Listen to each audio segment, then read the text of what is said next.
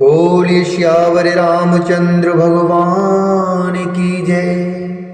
महर्षि वाल्मीकि भगवान की जय। श्री हनुमान जी महाराज की जय।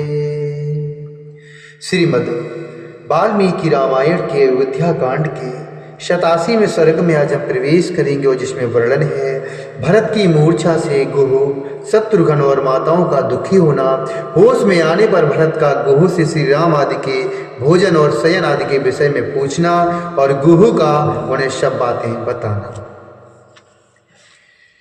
गुहस्य वचनं श्रुत्वा भरतो भृशं प्रियम्।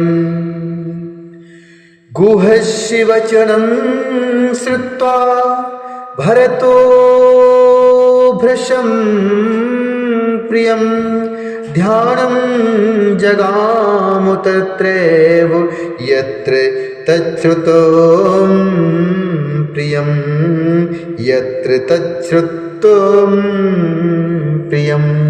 सुकुमारो महासत्त्वः सिंहस्कन्धो महाभुजः, पुण्ड्रीकविशालच्छस्तरूढः प्रियदर्शनः। पुण्ड्रीकविशालच्छस्तरूढः प्रियदर्शनः। प्रत्याशस्य मुहूर्तं तु कालं परं दुर्मनः। ससादि सहसा तोत्र हृदि विद्य इव द्विपः, विद्य इव द्विपः। गुह का श्री राम के जटाधारण आदि से संबंध रखने वाला अत्यंत अप्रिय वचन सुनकर भरत चिंता मग्न हो गए। जिन श्री राम के विषय में उन्होंने अप्रिय बात सुनी थी उन्हीं का वे चिंतन करने लगे। उन्हें यह चिंता हो गई कि अब मेरा मनोरथ पूर्ण न हो सकेगा। श्री राम ने जब जटा धारण कर ली तब वे शायद ही लौटे। भरत सुकुमार होने के साथ ही महान बलशाली थे। उनके कंधे सिंह के समान थे, भुजाएं बड़ी बड़ी और नेत्र विकसित कमल के सदृश सुंदर थे।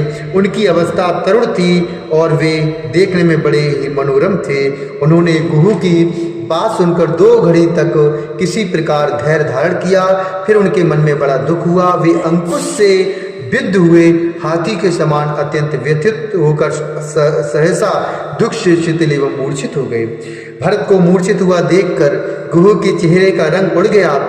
वह भूकंप के समय मथित हुए वृक्ष की भांति वहां व्यथित हो उठा।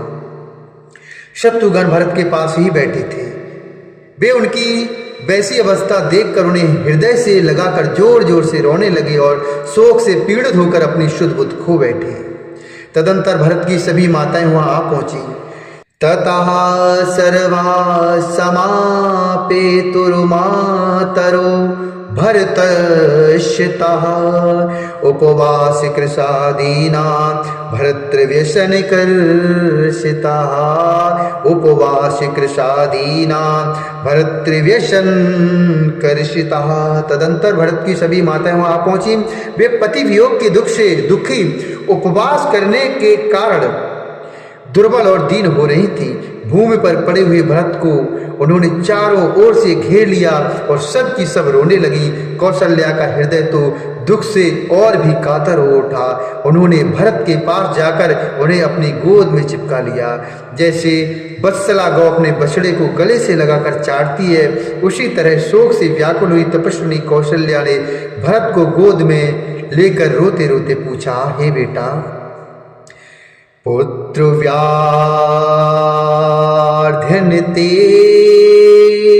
कच्चे शरीरम। पुत्र व्याधन्ते कच्चे शरीरम प्रतिबाधते। पुत्र व्याधन्ते कच्चे शरीरम प्रतिबाधते। अस्य राजकुलस्यात् त्वधीनं हि जीवतम्। अस्य राजकुलस्यात् त्वधीनं हि जीवतम्। त्वामि दृष्ट्वा पुत्र जीवामि रामेश भ्रातृके गते वृत्ते दशरथे राज्ञी नाथ एक स्तमधना वृत्ते दशरथे राज्ञी नाथ एक स्तमधना। कौशल्या ने रोते रोते भरत को पूछा, हे बेटा, तुम्हारे शरीर का कोई रोग तो कष्ट नहीं पहुंचा रहा है, तुम्हारे शरीर को कोई रोग तो कष्ट नहीं पहुंचा रहा है, अब इस राजवंश का जीवन तुम्हारे ही अधीन है।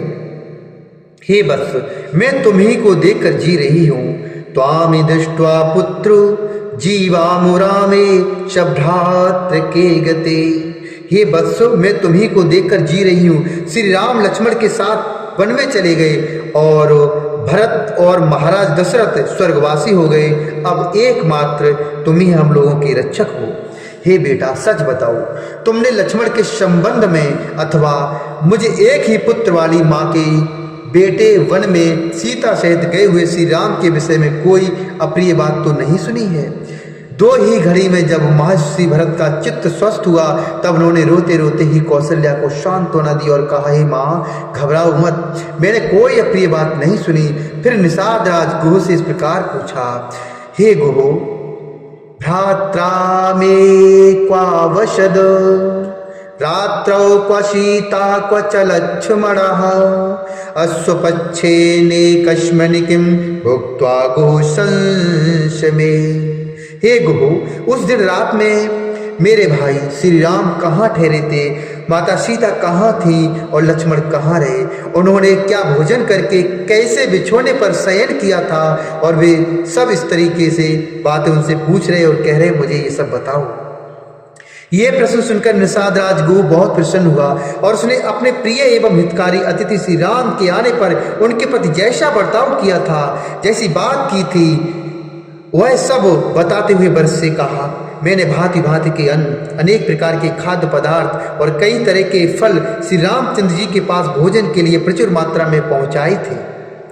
सत पराक्रमी श्री राम ने मेरी दी हुई सभी वस्तुएं स्वीकारी तो नहीं, सत्य पराक्रमी श्री राम ने मेरी दी हुई सारी वस्तुएं स्वीकार तो नहीं की, किंतु क्षत्रिय धर्म का स्मरण करते हुए उनको ग्रहण नहीं किया, मुझे आदर पूर्वक लौटा दिया।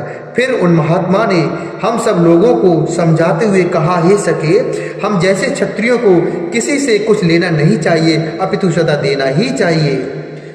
सीता से श्री राम ने उस रात में उपवास ही किया। लक्ष्मण जो जल लेके आए हुए थे, केवल उसी को उन महात्मा ने पिया। उनके पीने से बचा हुआ जल लक्ष्मण ने ग्रहण किया। जलपान के पहले उन तीनों ने मौन एवं एकाग्रचित होकर संध्योपासना की थी। तदंतर लक्ष्मण ने स्वयं कुश लाकर श्री रामचंद्र जी के लिए शीघ्र ही सुंदर बिछौना बिछाया।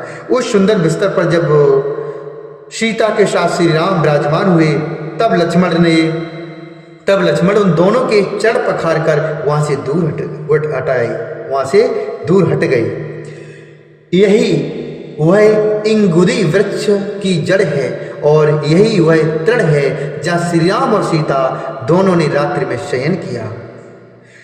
शत्रु संतापी लक्ष्मण अपनी पीठ पर बाणों से भरे हुए तरकश बांधे, उन दोनों हाथों की अंगुलियों में दस्ताने पहने और महान धनुष चढ़ाए श्री राम के चारों ओर घूमकर केवल पहरा देते हुए रात भर खड़े रहे। तदंतर मैं भी उत्तम बाण और धनुष लेकर वहीं आ खड़ा हुआ जहां लक्ष्मण थे। उस समय अपने बंधु बांधवों के साथ जो निद्रा और आलस का त्याग करके धनुष बाण लिए सदा सावधान रहे, मैं देवराज इंद्र के समान तेजस्वी श्री राम की रक्षा करता रहा। इत्यादि श्रीमद् रामायणे वाल्मीकि आदि काव्ये अयोध्या कांडे सप्तशीतवां सर्गा। इस प्रकार श्री वाल्मीकि रामायण काव्य अयोध्या कांड में 87वां सर्गा पूरा हुआ। बोले श्यावर रामचंद्र भगवान की जय, भरतलाल जी की जय।